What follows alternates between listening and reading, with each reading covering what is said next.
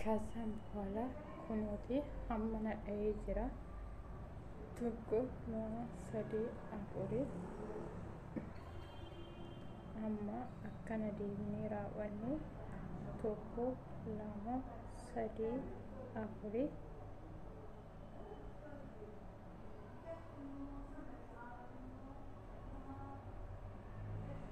lama sadii afurii tokko lama sadii afur deebineetuma ammallee asuma keessa tokko lama sadii afur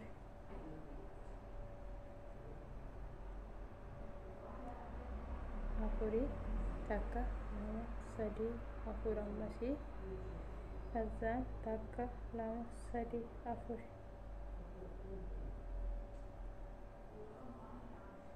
tokko lama sadii afur maaliif seetan akka inni olluu qixxaatu jechuudha. Kakuu furdaa ta'e kun qal'aan taane tokko lama sadii afurii ammas deebine asumatti fudhanna jechuudha.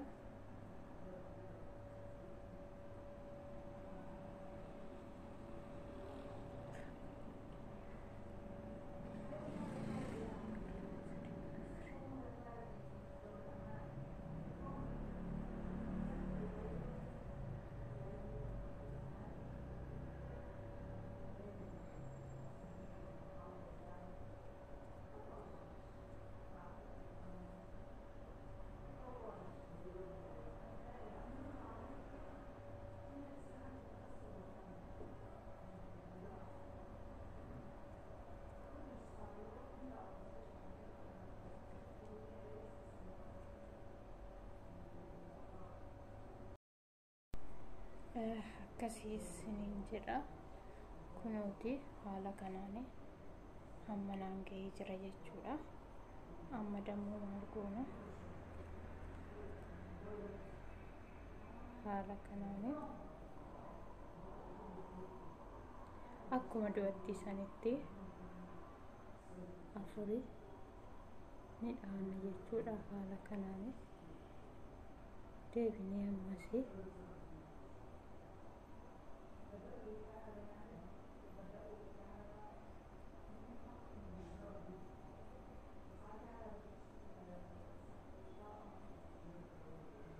deebinee dammoo asittisi